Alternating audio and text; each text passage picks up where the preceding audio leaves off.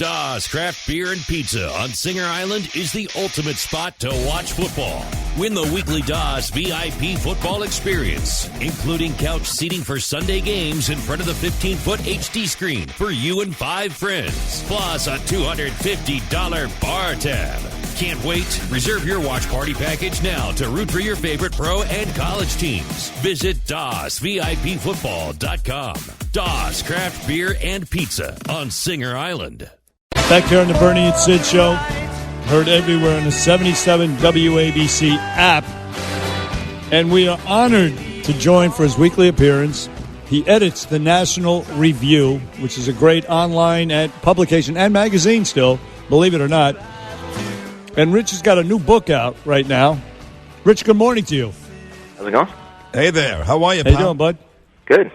So your new book is called Nationalism, How It Made Us Powerful, United, and Free. When was it released?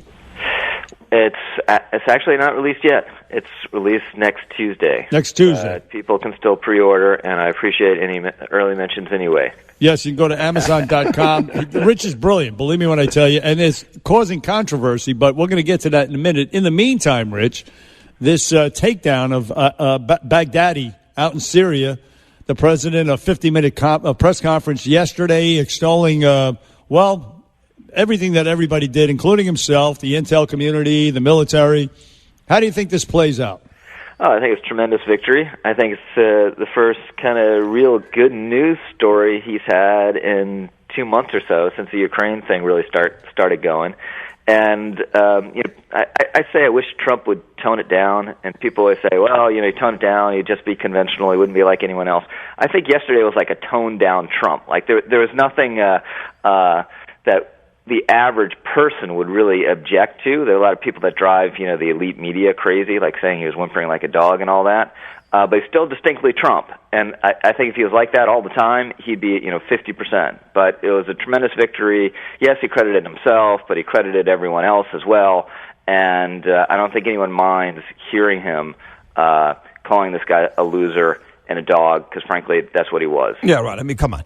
The one part where he kind of lost me a little, though, was when he felt the need to compare this one to bin Laden, and even went as far as saying this is a bigger kill than Osama. I mean, I'm not sure if I doubt that's true, but whether it is or not, I'm not sure why you had to make that comparison.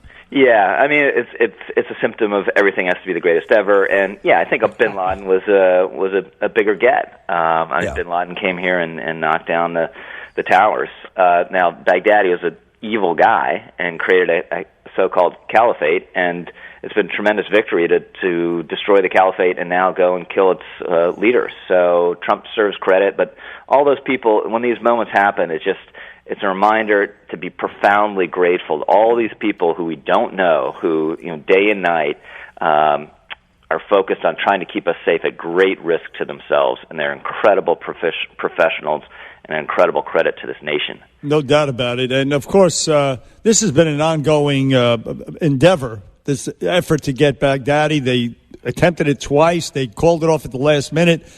And during all this, the president has been talking about withdrawing troops from Syria. So it's funny, how does that play in? I mean, he said he's going to keep troops there to protect the oil fields, but it's weird the way it happened that the withdrawal occurred during this impending operation. Yeah, so a criticism that I think that's legit is our withdrawal make it harder to do stuff like this in the future. That's true. But still, it's just ridiculous. The media treatment of Obama when he got bin Laden and the media's treatment of Trump when he got Baghdadi is just totally different. It's totally hypocritical. They can't give this guy credit for anything. So, yeah, I think the withdrawal is a bad idea, but this was a tremendous day, and he made the call, and it happened on his watch. So pause the ridiculous criticism for 24 hours at least. Do you think, though, that when we talk about votes, and I hate to politicize this because Kayla Mueller, God rest her soul, deserves better than that. She really does. As does Stephen Sotloff and James Foley and the rest of these folks. But if we're going to talk about it in a political realm for a second, does this do anything for Trump? I know you say it kind of salvages a couple of bad weeks and gives him a victory here, but in terms of actual votes, I feel like it doesn't do much. Probably not. It probably itself doesn't move the needle, but one of his calling cards in the election and in the debates will be, I defeated ISIS and I got Baghdadi. And there just won't be any good rejoinder to that because it's true. So, Rich Lowry, the decision not to notify Nancy Pelosi and the correct congressional people, to me, loose lips sink ships. He's getting criticized for that. What do you think? I mean, people have made a big deal of Adam Schiff not knowing. I know, right? Is it really true that Adam Schiff has to know about every sensitive operation of, our special forces? No, hell no. Like, why? Yeah. So, again, this is just trying to make something out of nothing. We went and got the guy. Let's celebrate.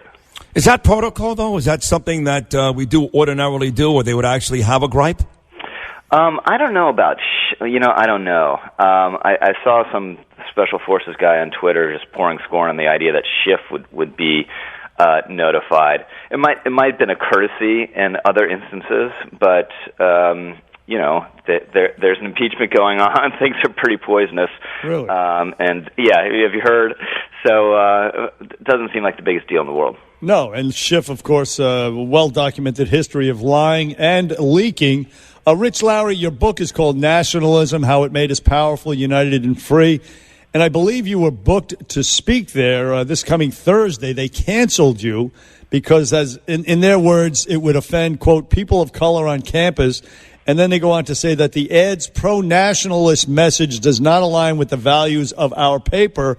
It seems to me that they're conflating white nationalism with nationalism. American nationalism. I gave a talk at NYU last week, just a preview talk. Book's coming out next week, and ran an ad in the NYU paper just to gin up more interest for the talk. They accepted it.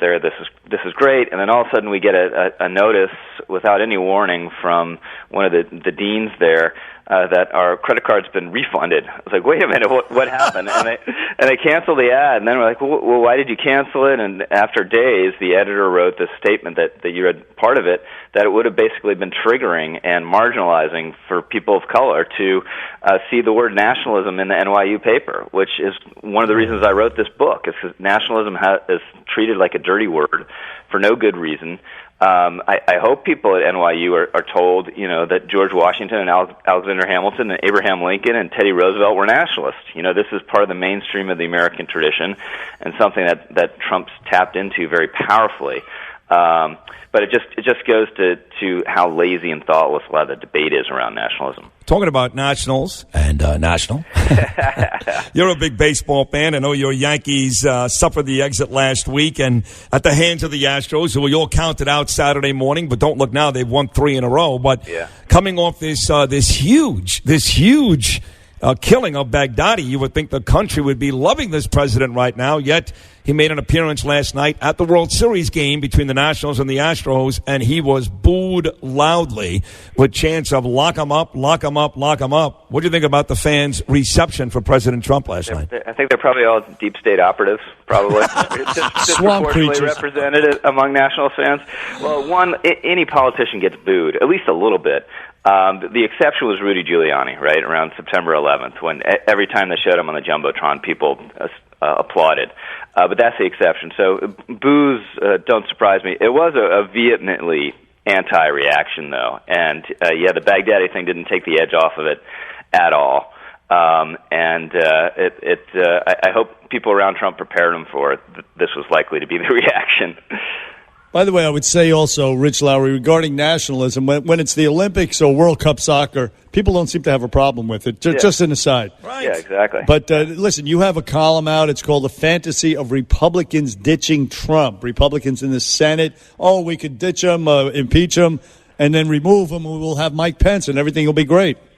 Yeah, I mean, this is a fantasy because if they did that, it would tear the party apart and it wouldn't be healed before 2020. And whoever the Democrats nominated, whether it's Biden or Warren or Buttigieg or someone else, would be president of the United States. And I think the reporters who are constantly writing these kind of wishful accounts of the Senate being on the verge of breaking against Trump, they're kind of aware of this at certain levels. Certainly Democrats are.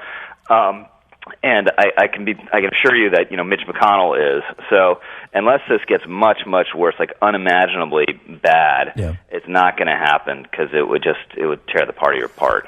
You have a chance to catch Joe Biden on 60 Minutes last night. I did watch it. I was bored, relatively unimpressed. He didn't do anything, or his wife, who sat there for a good couple of minutes, to make me believe that he's the right guy and he didn't do anything wrong and Trump's the bad guy. And I mean, I go in with a little bit of bias for the president, I admit that, but I didn't see anything last night that said to me, okay, this guy's for real. Did you?